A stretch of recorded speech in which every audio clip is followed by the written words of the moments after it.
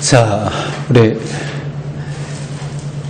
거의 30분 동안 찬송 부르고 기도 왔으니 기도문 같이 공부했습니다. 30분 했어요. 찬송도 좋았고 기도문도 좋았습니다. 자, 공부하겠습니다. 앞으로 1시간 가까이 해보도록 하겠습니다. 요한계시록 공부 20번째 16장 1절에서 21절까지입니다.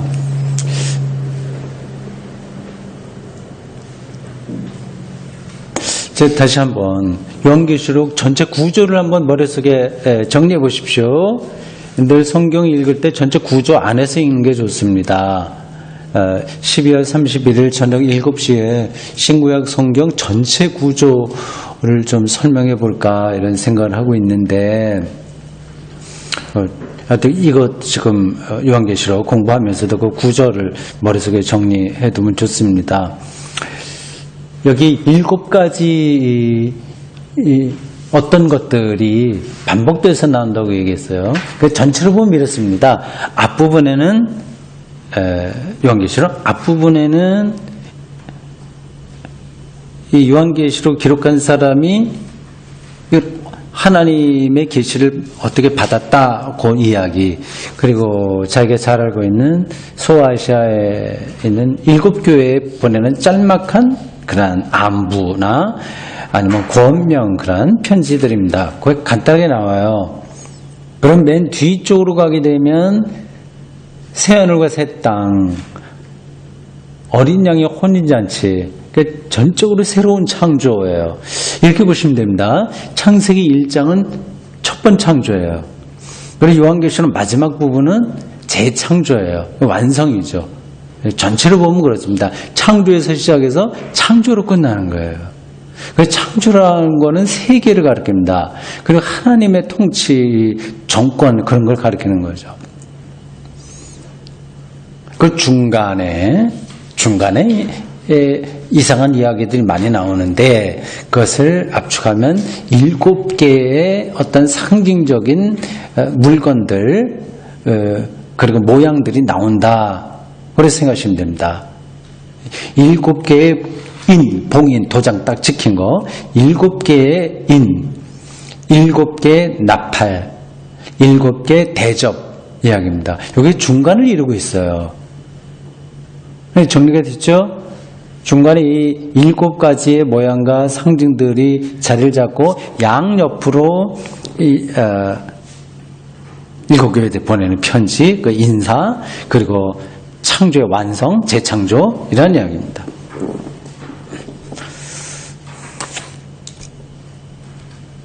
오늘 우리가 공부하게 될 16장은 7대접에 대한 이야기입니다. 그게 15장부터 18장까지 7대접과 바벨론 멸망입니다. 그걸 이제 분리할 수도 있고 좀 같이 할 수도 있어요. 15에서 16장 이게 7대접 이야기이고 7대접을 쏟아라 그러니까 쏟아져 갖고 재앙들이 막 나온다고 하는 이야기입니다. 어떻게 보면 만화 같은 이야기죠. 이 7대접을 뭐 해안에도 쏟고 바다에다 쏟고 뭐 땅에 쏟고 하면서 거기서 여러 가지 개구리 모양 아니면 뭐 독한 것들 뭐 피가 된다는 등 이런 이야기들이 나와요. 15에서 16장 이야기가 그렇고 연결해서 이제 바벨론의 멸망에 대한 이야기입니다. 근데 그걸 같이 묶으면 15장에서 18장까지가 7대접과 바벨론 멸망에 대한 이야기입니다. 그걸 한 묶음으로 볼 수도 있고 중간에 끊어서 7대접과 바벨론을 따로 볼 수도 있습니다.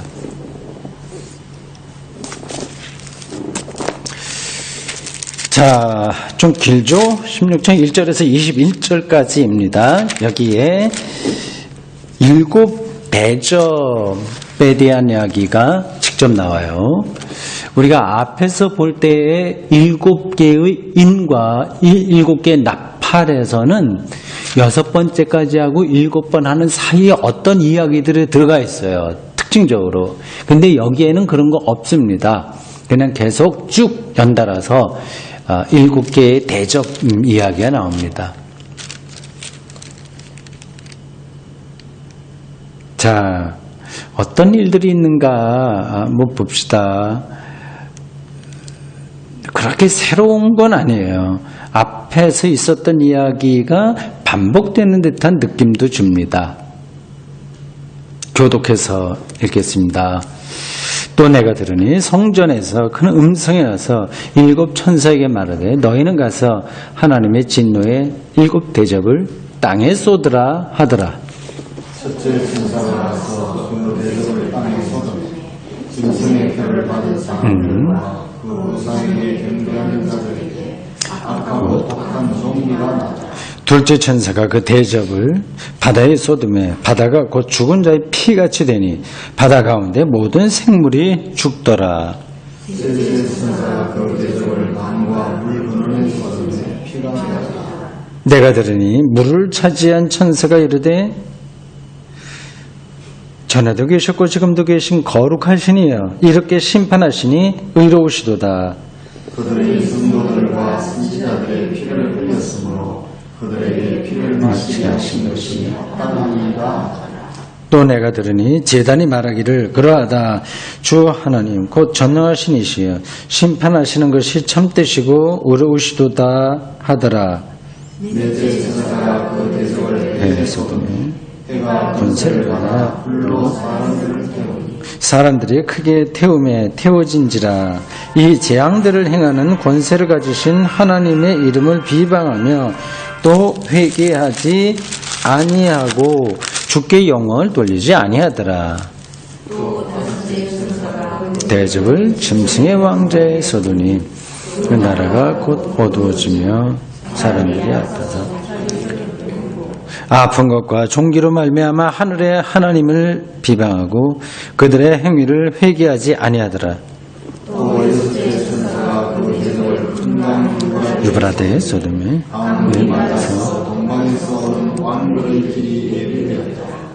또 내가 보매 개구리 같은 새 더러운 영이 용의 입과 짐승의 입과 거짓 선지자의 입에서 나오니 그들은 귀신들의 영이라 이적을 하여 온천한 왕들에게 가서 하나님과 신의 큰 날에 전쟁을 위하여 그들을 보라. 내가 도둑같이 오리니 누구든지 깨어 자기 옷을 지켜 벌거벗고 다니지 아니하며 자기의 부끄러움을 보이지 아니하는 자는 복이 있도다.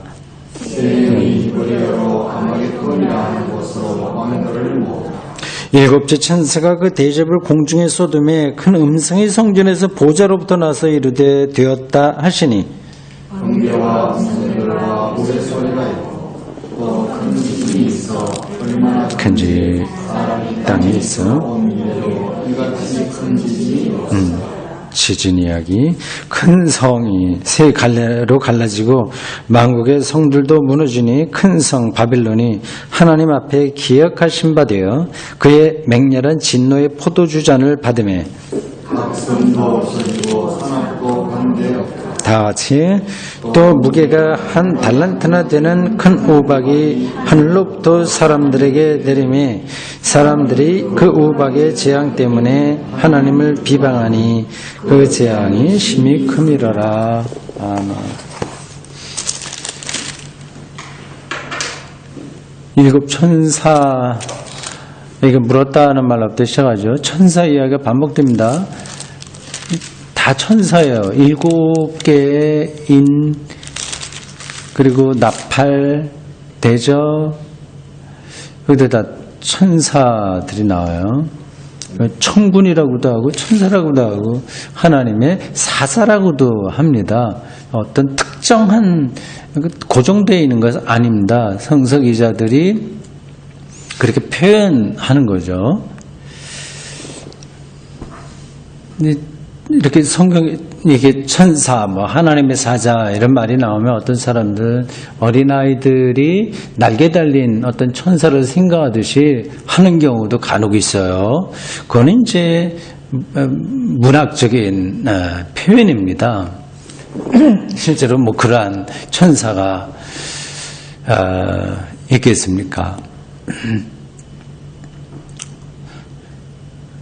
근데 지난 천사 얘기 조금만 할게요. 지난 성탄절 때 주일학교 아이들 설교하면서 천사 이야기 잠깐 했습니다. 이 예배 드리고 있는 이 장소 안에 천사가 있냐 없냐 이렇게 물어봤습니다.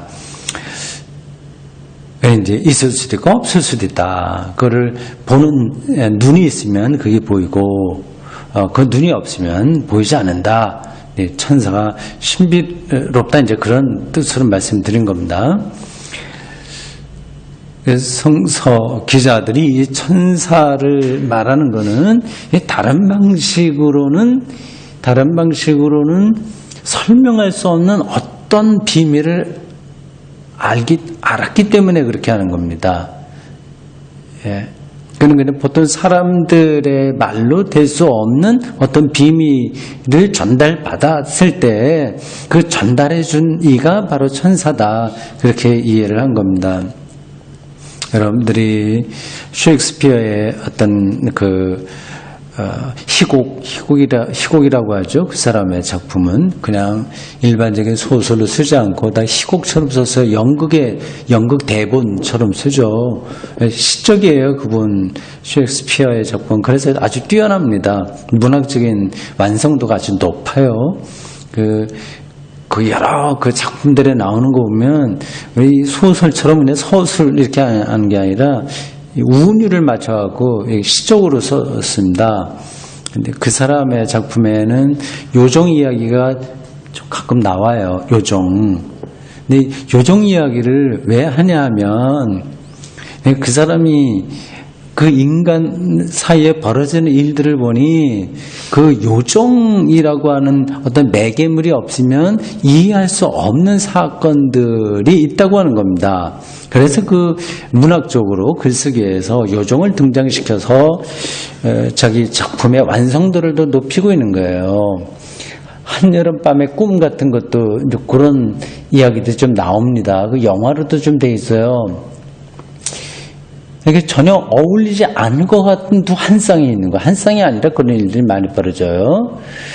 그러면 어떤 사람은 자다가 이제 어떤 요정이 와서 뭘 뿌려놓으면 그 사람이 잘 때 뿌리는 거죠. 그래서 첫 번 눈을 떴을 때 보는 사람을 사랑하게 돼버리는 거예요. 요정의 이 뿌리는 물이요. 이게 그런 마력이 있는 것처럼 그 작품에 이렇게 그려지게 됩니다. 그러니까 다른 사람이 볼 때는 저 남자가 왜 저 여자를 저렇게 사랑하고 모든 걸 자기 맡기지? 혹은 저 여자가 저 남자를 왜 저렇게 할 수 있나? 신분의 차이도 있고 뭐 생긴 것도 전혀 차이가 나고 하는데 왜 그럴까? 근데 그거를 셰익스피어는 요정을 등장시켜서 그 사이에 어떤 신비한 그런 일들이 벌어진 거다. 묘사합니다. 성경에 나오는 이 천사 이야기가 그거하고 똑같다고 말할 수는 없지만 비슷하다고 보시면 됩니다. 그냥은 우리가 깨달을 수 없는 것을 깨달았을 때 그거는 천사가 와서 우리들에게 깨닫게 한 거 아니냐 그렇게 생각하는 거죠. 근데 그냥 생각만 그렇게 했다고 하는 게 아니라 그게 어떤 비밀입니다. 그 방식으로 쓰는 거는 잘못된 건 아니에요. 자, 천사 이야기가 여기 많이 나와서 간단하게 좀 말씀드렸습니다. 여러분들의 다른 데서도 한번 찾아서 읽어보십시오. 성경에 나오는 천사가 어떤 뜻인가 아시면 좋습니다. 1절 보십시오. 성전에서 큰 음성이 났다. 음성. 여기 많이 나오죠, 이거도요. 요한계시록에요. 음성이 났다. 큰 소리가 났다.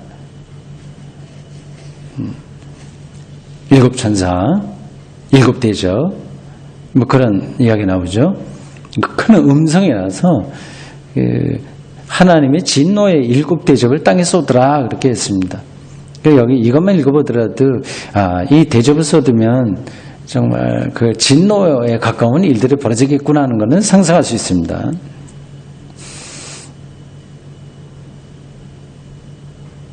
이런 표현들은 많이 있습니다. 하나님의 진노, 말씀 나오고 소리가 울리고 하는 것들이요. 자, 봅시다. 두 군데만 찾아보겠습니다. 이사야 66장 보십시오. 그러니까 이 요한계시록에 제가 여러 번 말씀드렸습니다만은 그냥 무조건 독창적으로 쓴 게 아니라 이미 구약 성경을 전문가처럼 잘 알고 있는 사람이라서 거기에 근거한 것을 많이 인용해서 이 편지를 쓰고 있습니다.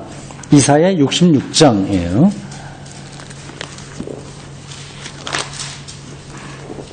이사야가 좀 길죠.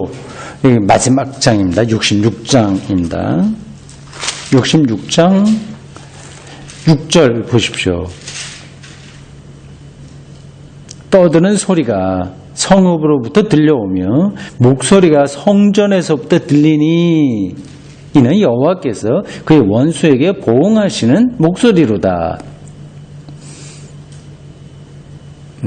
성전부터 들렸다. 이거 뭐 실제로 소리가 났겠어요, 어디요?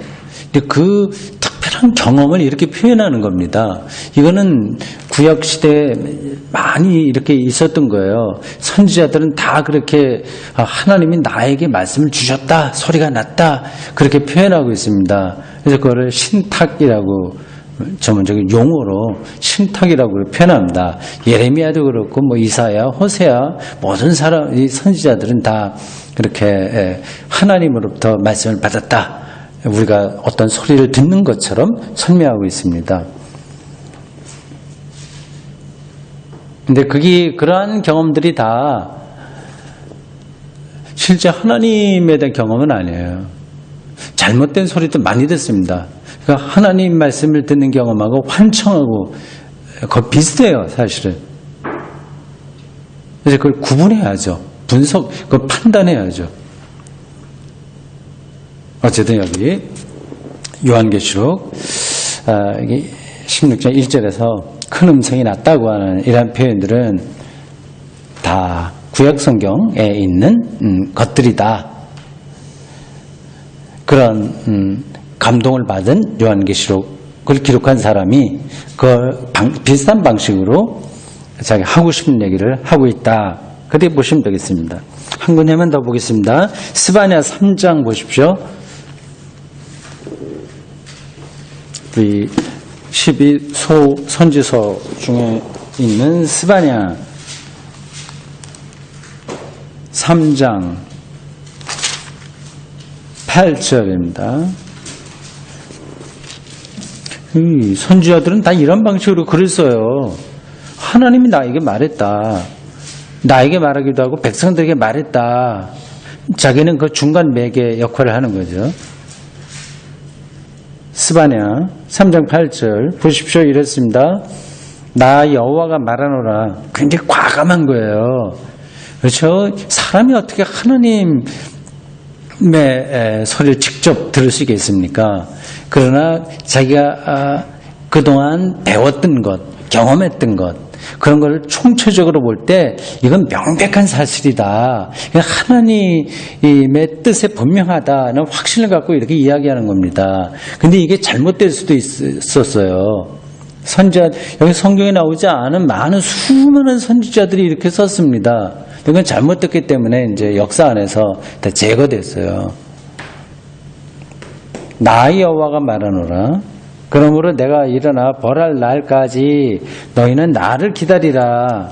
내가 뜻을 정하고 나의 분노와 모든 진노를 쏟으려고 여러 나라를 소집하며 왕국들을 모으리라. 온 땅이 나의 질투의 불에 소멸되리라. 하나님의 목소리를 들은 선지자들의 표현들이 다 이렇습니다. 이건 뭐 요즘에 설교하고도 비슷하다고 볼 수 있습니다.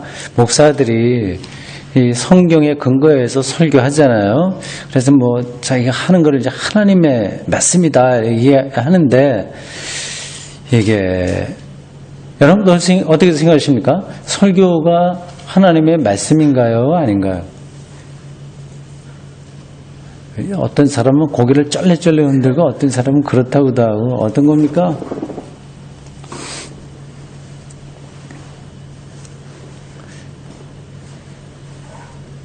칼바르트는 하나님의 말씀을 세 가지로 구분했습니다.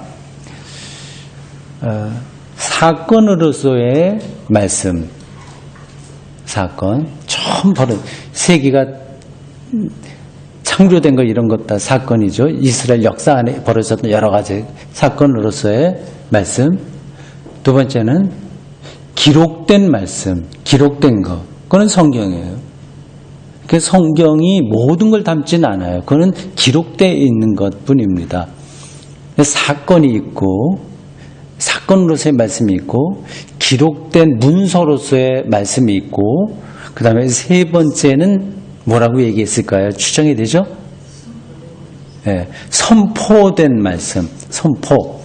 이제 그 설교를 가리키는 거죠. 이렇게 넓은 바르트 방식으로 생각을 한다면 설교도 하나님의 말씀이죠. 그러나 구약의 수많은 선지자들, 자칭 선지자들도 있고 사이비도 있고 등등한데 그걸 구분하기가 참 쉽지 않았어요. 많이 선포했지만 그게 다 말씀으로 받아들이지 않았던 것처럼 오늘날도 그냥 설교한다고 해서 그게 다 하나님의 말씀이라고 할 수는 없습니다. 다 검증되어야 되는 거죠. 그래서 옳은 거는 살아남는 거고 그렇지 않은 거는 이제 사라지게 되죠. 그리고 뭐 어떤 한 사람에게서도 늘 옳은 말만 나오는 건 아닙니다. 정문석 목사가 설교할 때도 뭐 비교적 좀 바르게 하려고 노력을 하기는 합니다만은 어떤 때는 생각이 정리되지 않아갖고 그냥 막 헤맬 때도 있고요. 또 어떤 때는 아마 이게 충분하게 하지 못하고 또 왜곡돼서 하는 경우도 내 입장에서는 없다고 생각하는데 모르겠습니다. 또 그럴 때가 있을 거예요 아마. 그래서 저만이 아니라 설교자들은 이거 마지막 때 다 심판받을 각오를 하고 설교를 해야 됩니다.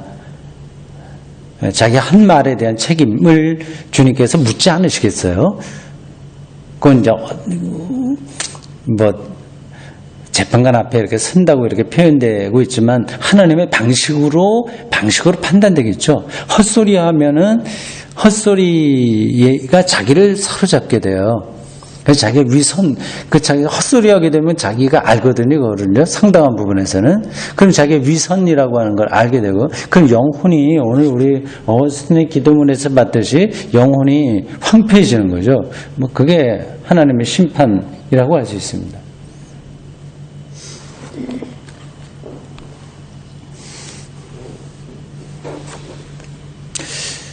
자, 이렇게 하나님의 말씀을 이사야나 스바냐나 놓고 수없이 많습니다. 그렇게 된 표현들은요. 요한계시록 기자가 그걸 잘 알고 있었죠. 그래서 1절을 그렇게 표현했습니다. 성전에서 큰 음성이 나서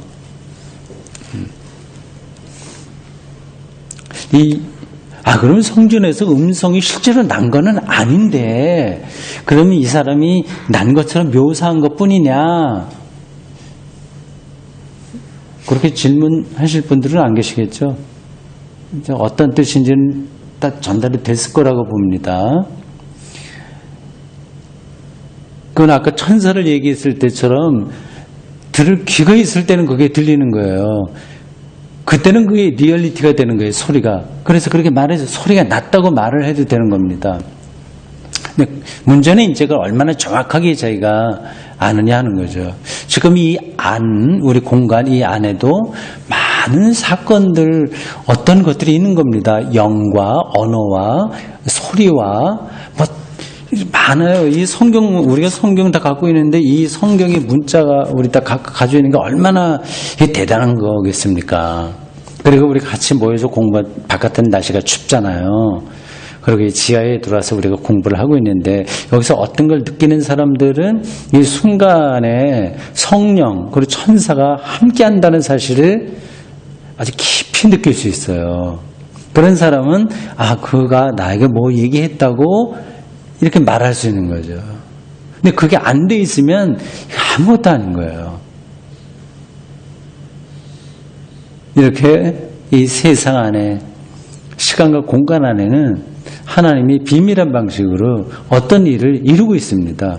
그거를 이게 눈여겨서 이제 붙들어서 영적으로 양식을 삼아 더 높은 수준의 신앙이 되는 사람이 있고, 그냥 뭐 다 대충 지나가는 사람이 있습니다.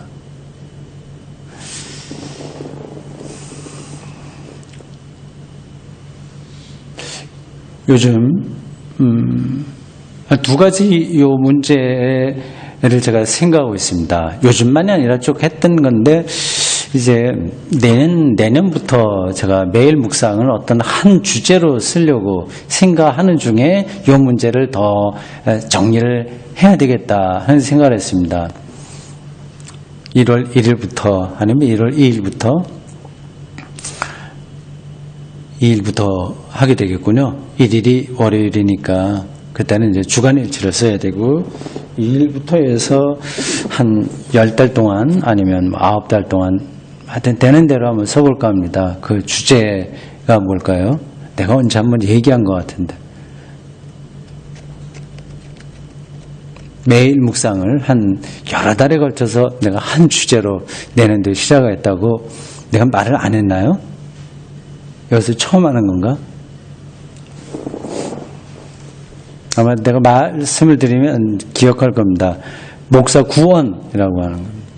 목사 구원이라고 하는 주제로 글을 쓰려고 해요. 그러니까 이건 목사의 구원만이 아니라 사실은 모든 기독교인들의 구원의 문제이고, 이건 다른 사람에게 대한 얘기 아니라 나에 대한 얘기고, 말만 구원이다. 하나님의 그 통치, 내가 죽음으로 들어간다. 그래서 영원한 안식을 얻는다고 하는데, 이게 이제는 저도 이제 나이가 많이 들었으니 인생을 정리해야 되기도 하고, 그리고 평생 동안 내 영혼을 기울여서 이렇게 따라왔던 기독교 신앙을, 이걸 이제 단순히 말로가 아니라 내 영혼에 깊이 받아들여야 되는 거 아니겠습니까? 물론 받아들였어요 이미. 근데 그거를 설명할 수 있어야 되잖아요. 그러니까 나 자신의 문제이기도 하고, 같은 동료, 후배들의 문제이기도 하고, 구원이 가장 중요한 거죠, 뭐. 다른 게 더 있겠습니까? 거기에 예수 믿고 구원받는다고 하는 것, 단순한 명제가 많은 것을 갖고 있는데, 그게 핵심입니다. 그래서 이제 목사 구원이라고 하는 제목으로 글을 써볼까 합니다. 근데 이게 어떤, 딜레마 아니면 풀어야 될 숙제가 있냐 하면 이거예요. 구원은 내가 생각하든 안 하든 예수님이 이미 이루신 거예요. 상관없어요. 사실은 따지면 모든 사람에게 하나님의 구원이 임한다고 하는 건 분명한 사실입니다. 예수 믿지 않아도 구원받는다고 저는 생각합니다. 예수의 구원이 기껏해야 교회 안에 들어온 사람들에게만 해당된다면 조금 그건 초라한 거예요. 세계를 창조했고, 그리고 이슬람교인들까지 하나님의 창조하신 분들 아니겠습니까? 모든 인간들은, 모든 인간만 아니라 박테리아에 이르기까지 세균, 모든 것도 다 우리는 다 하나님이 창조했다고 믿죠? 그렇죠? 하나님이 창조한 거는 다 어때요? 선해요? 악해요? 다 선하거든. 하나님이 창조했다. 하나님의 창조행위는 선하다. 이게 절대 명제입니다. 우리가 하나님과의 관계에서 얘기할 때 그렇게 창조하고 절대적으로 선한데 왜 이 세계에 이 죽음도 오고 좀 부도덕 이런 것들이 있냐, 그런 걸 이제 풀어내기 위해서 아담과 선악과 가인과 아벨 이런 얘기 들어왔는데 다 필요한 거예요. 근데 중요한 거는 하나님의 행위는 절대적인 거고, 그 창조는 절대적인 거고, 그건 선하다. 그걸 전제하기 때문에 모든 인간을 하나님께서 우리가 모르는 방식으로 다 구원하신다. 그걸 말해야 됩니다. 저는 그게 옳다고 생각합니다. 그건 제 생각만이 아니라 그런 쪽으로 신학자들이, 이건 이제 사실은 누구 구원받는다 안 받는다는 말은 하나님에게 전적으로 포함된 거기 때문에 사람이 말로 할 수는 없는 거예요. 그러나 어떤 것을 빗대서 볼 때 만인 구원이 옳다, 모든 사람들을 구원하는 게 옳다로 생각하는 학자들이 있고, 아니다, 선택적인 구원이다, 이런 사람만 구원받는다는 게 옳다고 말하는 학자나 어떤 교회 지도자들도 있습니다. 다 성경 안에서 근거들이 있습니다. 근데 저는 전자에 속한 거예요. 모든 사람들을 하나님께서 우리의 기준이 아니라 하나님의 기준으로 구원하신다. 그러니까 하나님의 창조가 선하다고 하는 것을 제가 확신하기 때문에 그렇습니다. 근데 그게 있어요. 그 구원은 이미 하나님께서 이루신 거기 때문에 내가 걱정할 필요가 하나도 없어요. 그럼 뭐하러 이렇게 예수를 공부하고, 우리도 수요일날 이렇게 성경 공부하고 했는데, 이런 뭐하러 하냐? 그래, 뭐하러 예수 믿냐? 교회 뭐하러 오냐? 다 구원받는데. 그런 질문이 나올 수 있잖아요. 그걸 내가 설명을 해야 되는 거예요. 모든 사람들이 구원받음에도 불구하고 왜 우리가 예수에게 전력 투구해야 되는지를 설명하는 거. 이게 이제 글을 써야 될 숙제입니다. 일단 어떤 방향은 잡았어요. 그리고 결론은 알고 있습니다. 그걸 알아듣게 내가 설명을 해야 되니까 좀 생각을 좀 많이 해야 되겠죠. 근데 내가 알고 있는 방향, 그 대답의 하나가 이와 같습니다. 여러 가지가 있는데 그거 지금 다 얘기하지 않겠어요. 한 가지만 말씀드리면, 오늘 여기 이야기하다 보니까 갑자기 생각이 나서 드리는 겁니다.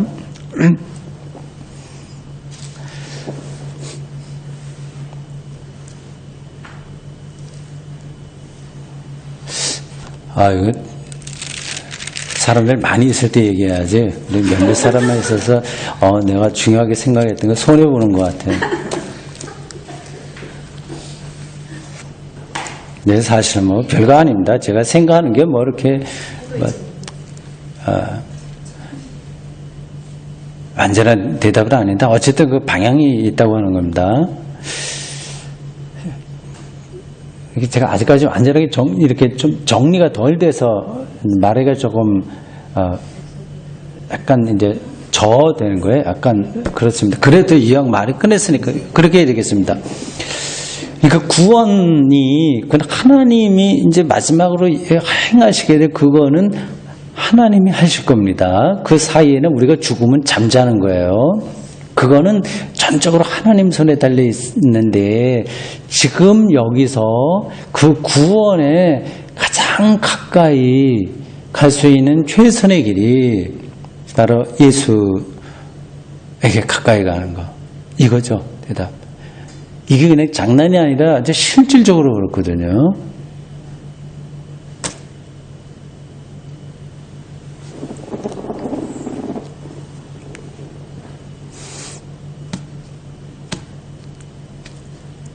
그러한 부분들을 여러분들도 다 알고 계실 텐데요. 근데 예수에게 이제 어떻게 가까이 가냐, 예수와 어떻게 일치가 되냐 하는 것도 또 숙제입니다. 그냥 무조건 열심히 하는 게 되는 것도 아니고요. 바르게 열심히 해야 되겠죠.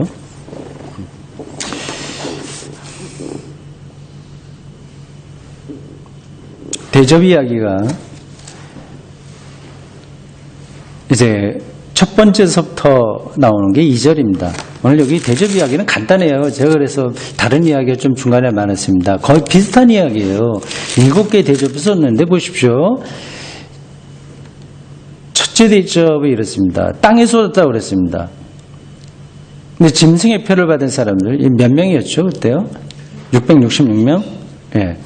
짐승의 표를 받은 사람들과 그 우상에 경배하는 자들에게 악하고 독한 종기가 났다 그렇게 되어 있습니다. 악하고 독한 종기 어디서 우리가 봤죠? 하나님의 어떤 그 재앙이 나오는 장면에 있는 거예요, 그렇죠? 이집트에 내린 10가지 재앙 중에 나오는 겁니다. 여기에 많이 반복돼요. 이게 앞에서도 그런 거 있었죠. 그러니까 유대인들은 그걸 잘 알고 있었어요. 출애굽 당시에 바로와의 이 경쟁에서 내린 10가지 재앙에 대한 이야기는 정말 머릿속에 생생하게 기억하고 있었기 때문에 그런 이야기들을 구약 성경에 보면 곳곳에 기록하고 있습니다. 요한계시록에서도 그런 것들을 반복하고 있어요. 출애굽기 9장 8절 이하에 있습니다. 나중에 여러분들 한번 찾아보시기 바랍니다.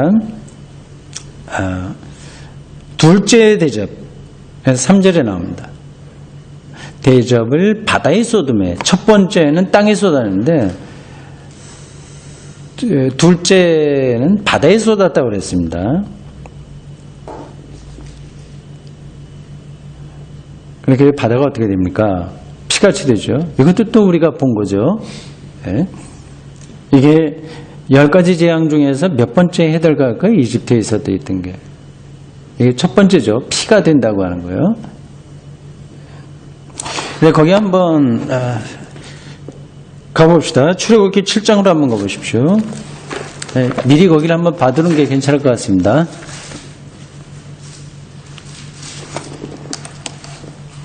네, 7장이요.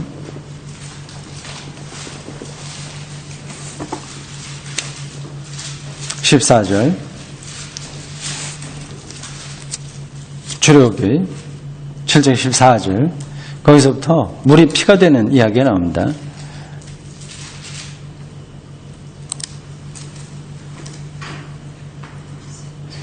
이게 나일강이 범람해갖고 흙탕물이 들어가고 아주 시뻘건 그 황토가 들어가서 이렇게 된 게 아닐까 싶어요. 그럼 뭐 고기도 죽고 뭐 마시기도 힘들고 하지 않겠습니까? 나일강이 완전히 이렇게 재앙 수준으로 바뀐 거, 물이 피가 됐다 하겠습니다. 둘째 재앙이 8장에 나옵니다. 개구리죠. 이 개구리가 옛날 사람들에게 좀 재앙을 주는 것으로 받아들여졌나 보죠.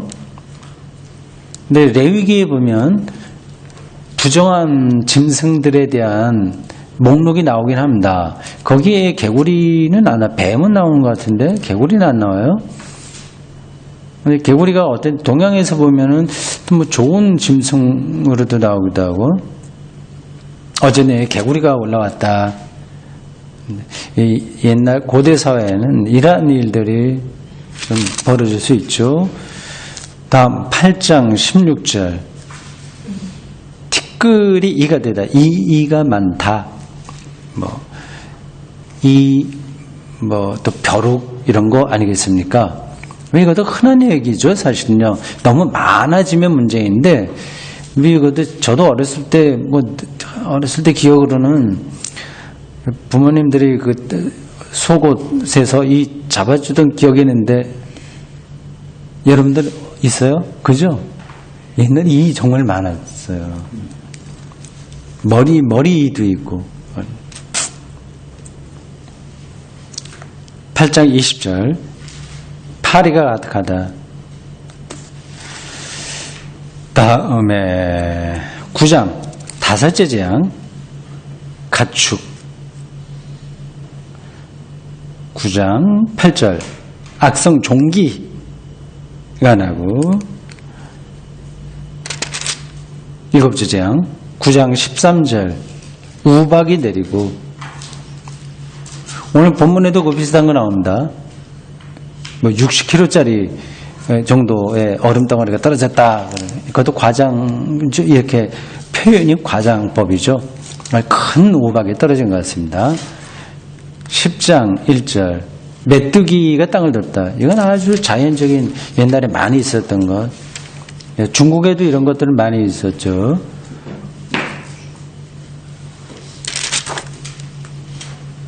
아홉째 재앙 출애굽기 10장 21절 흑암이에요. 흑암 일식 현상이죠. 일식이라든지 아주 구름이 너무 많이 끼어 있을 때 이러한 일들이 벌어지죠. 9가지 재앙입니다. 10번째는 뭐 맛배도 죽는 건데 그런 거 여기 출애굽기에는 직접 나오지는 않습니다. 자, 다시 우리 요한계시록으로 돌아가십시오. 셋째 대접, 4절부터 7절까지입니다.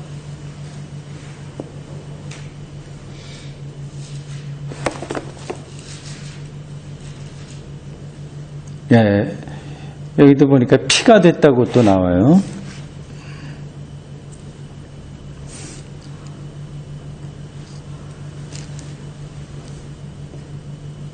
(5절에) 보면 하나님에 대한 표현이 전에도 계시고 지금도 계시고 거룩하신 자, 뭐 심판하실 의로운 자, 이렇게 표현이 되어 있습니다.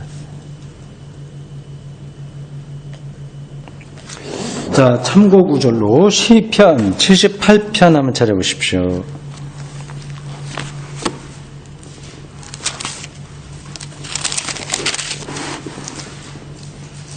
시편 78편 44절.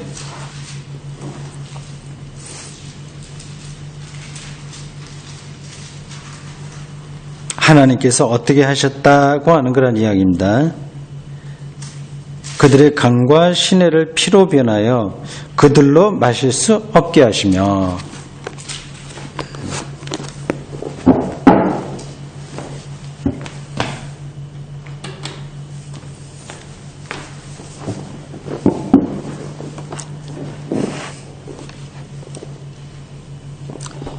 넷째 대접은 8절과 9절입니다. 좀 특이하게 대접을 해에게 쏟으라고 했습니다. 표현이 특별합니다. 해한테 쏟기가 쉽지 못할 텐데 가면 다 녹아버리잖아요. 뭐 옛날 사람들이야 뭐 그런 거 생각하지 않고 문학적으로 표현한 거니까 해 가장 그 당시에 절대적인 대상이 이제 해인데 거기다 쏟으라고 그랬습니다.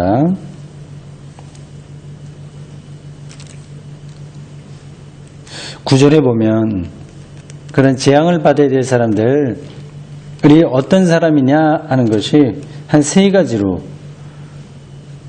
요약되어 있습니다. 하나는 하나님 이름을 비방하는 자, 두 번째는 회개하지 않는 자, 세 번째는 주께 영광을 돌리지 않는다. 이렇게 되어 있습니다. 넷째 대접까지 나왔습니다.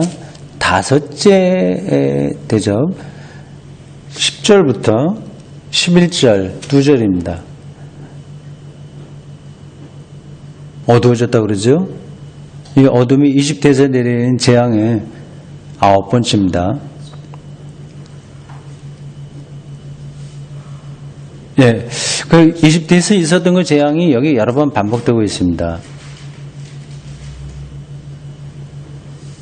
자, 그 다음 6번째 대접 12절에서 16절입니다.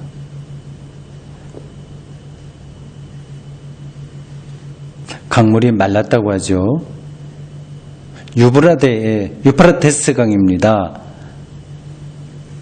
거기에 이제 대접을 쏟았다고 하는데, 대접을 쏟는다고 하는 게 뭔지 모르겠어요. 그래서 안에서 쏟는 신용을 하는 건지, 대접을 거기다 버리는 건지 정확하게 모르겠습니다.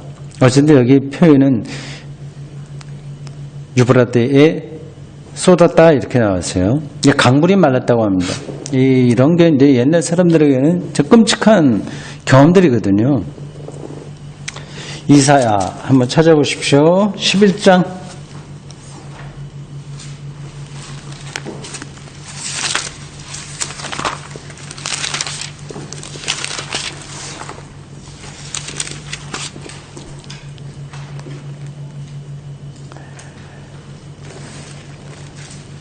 이사야 11장 15절 이렇습니다. 여호와께서 애굽 해만을 말리시고, 강 이름 같죠? 해만. 그의 손을 유프라테스 강이에요. 하수 위에 흔들어. 애굽 해만이라고 할 때 이 해만이 뭔지 모르겠어요. 고유명사인지 한자인지 모르겠습니다. 유프라테스 하수 위에 흔들어. 그 강물 위에 흔들었다고 하는 거죠. 강물 위에 흔들어. 뜨거운 바람을 일으켜 그 하수를, 강물을 7개 갈래로 나누어 실을 신고 건너가게 하실 것이다.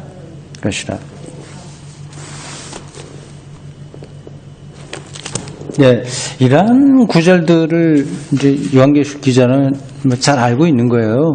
그리고 뭐 유대인이고 좀 생각이 있는 사람이라고 한다면 그런 전해져 온 이야기들 얼마나 많이 잘 알고 있었겠습니까? 그리고 요한계시록을 기록한 사람은 전문가니까요.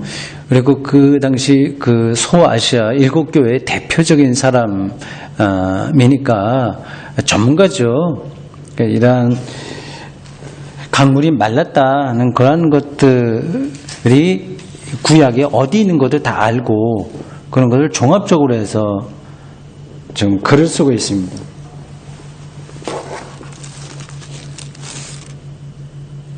그 다음 13절 보십시오. 개구리 같은 새의 더러운 영이라고 그랬어요. 개구리. 용의 입과 짐승의 입과 거짓 선지자의 입에서 나왔다. 개구리는 이집트의 두 번째 재앙이죠. 출애굽기 7장 26절 이하에 나옵니다.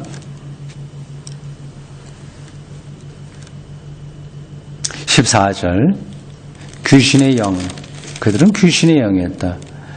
악한 영이라는 뜻입니다.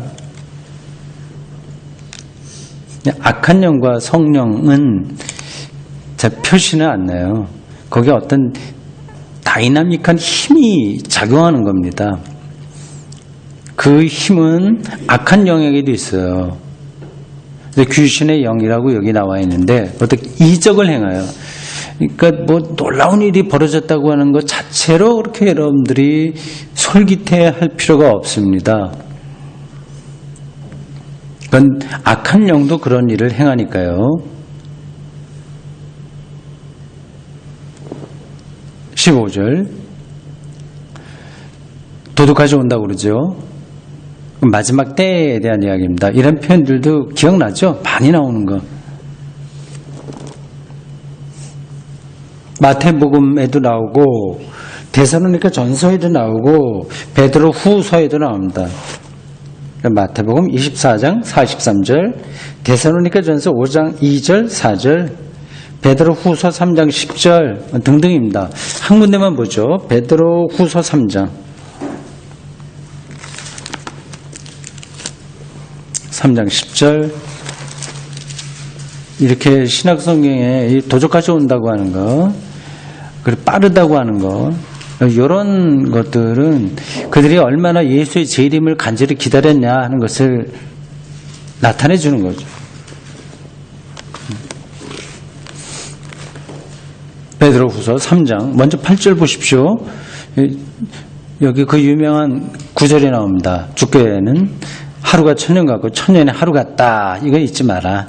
10절로 가보십시오. 다시 9절 다시 보십시오. 같이 연관되는 겁니다. 주의 약속이 뭐예요? 다시 오신다고 하는 겁니다. 이것은 곧 생명이 완성된다고 하는 겁니다. 어떤 이들이 더디다고 생각하는 것 같이 이 당시에는 예수님이 자기들이 살아있을 때 좀 재림할 거라고 생각했는데 예수의 재림이 지체되고 있는 상황이에요. 그러니까 이거 우리가 잘못 믿은 거 아닌가?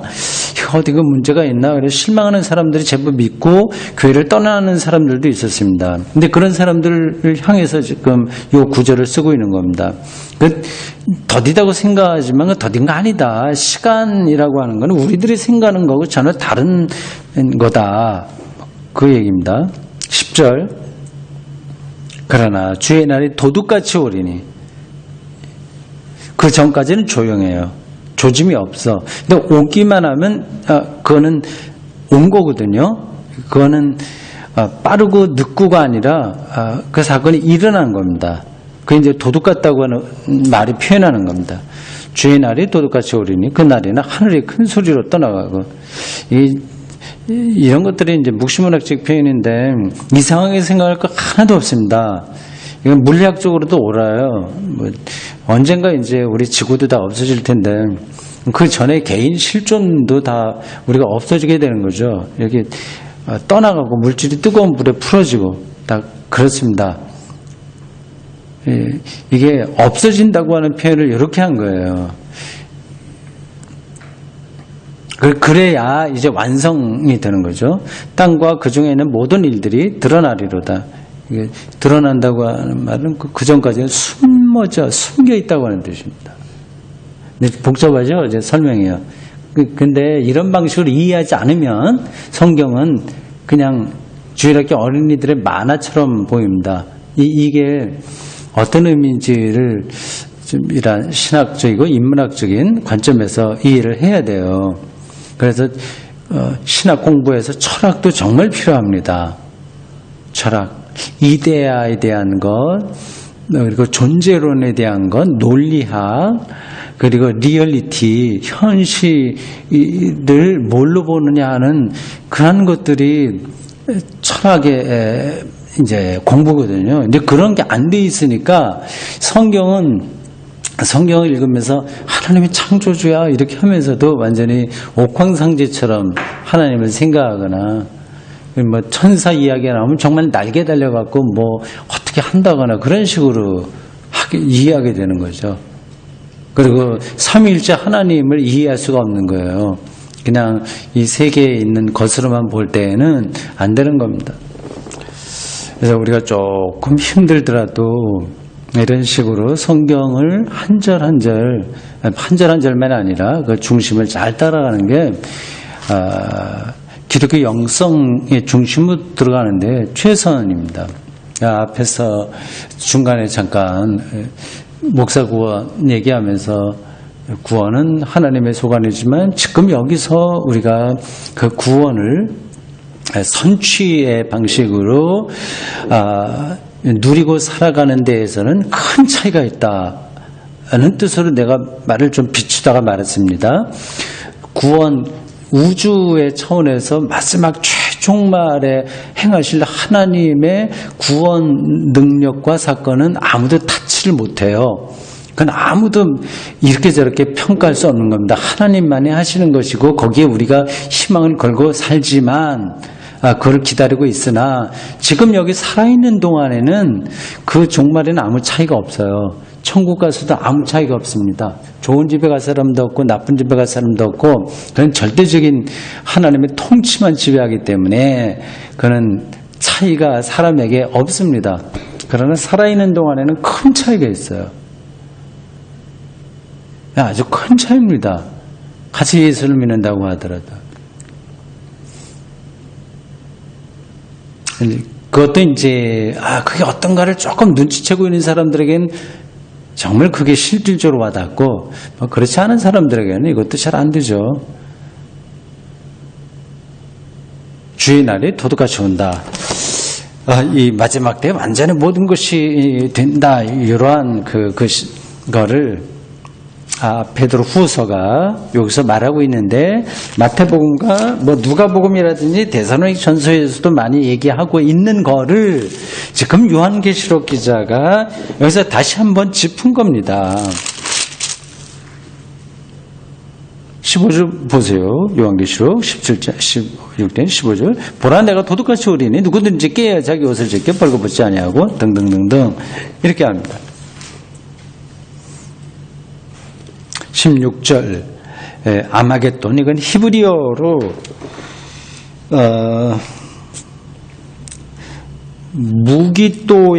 무기또의 산이라고 하는 뜻입니다. 무기또의 산, 높은 산 말이에요. 뭐 전쟁이고 뭐 막 그런 것들을 가리키는 것으로 보입니다. 이건 지나가요. 마지막 7번째 대접 17절에서 21절까지입니다. 지진에 대한 이야기 나옵니다.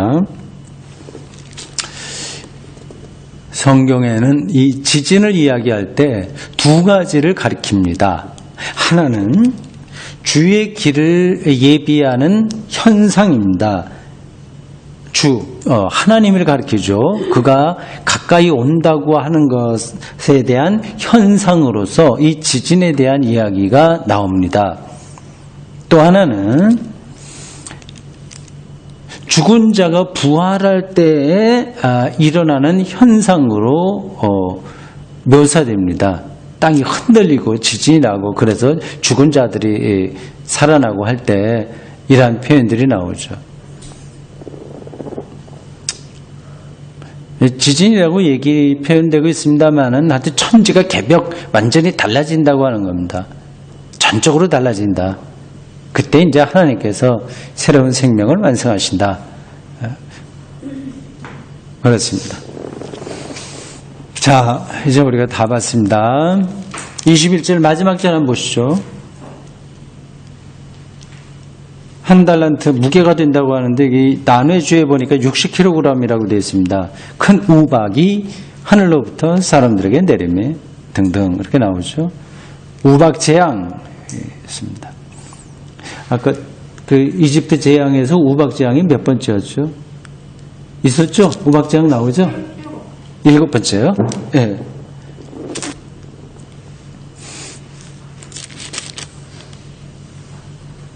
자, 우리가 7 대접에 대한 이야기 마쳤습니다. 다음 주에 17장, 18장 요거 바벨론 재앙 끝나면 이제 두려웠던 것들은 다 끝나요. 요한계시록에서. 이제 전혀 19장부터는 새로운 이야기입니다. 이건 마지막 세상의 완성에 대한 이야기입니다. 앞으로 2번만 더 지나면 정말 요한계시록 기자가 하고 싶은 이야기를 하는 거예요. 그게 결론입니다. 사실은 이거는 다 잊어버려야 돼요. 정말 요한계시록 기자가 하고 싶은 이야기는 19장부터 22장까지 하나님의 재창조, 그리고 어린 양의 혼인잔치, 새하늘과 새 땅 이겁니다. 기도하겠습니다. 주님, 이렇게 2017년도 수요 성경 공부 마지막 시간이었습니다. 요한계시록 공부를 우리가 꾸준히 하고 있습니다. 고맙습니다. 이런저런 것들로 인해서 연말 또 연시를 앞두고 마음도 분주하고 한데 우리가 이 시간을 여기에 할애해서 공부하게 하신 것 성령의 인도하심으로 믿고 감사드립니다.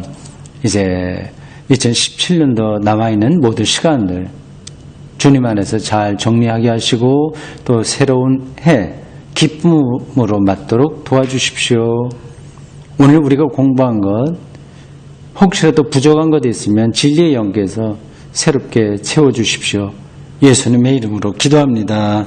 아멘.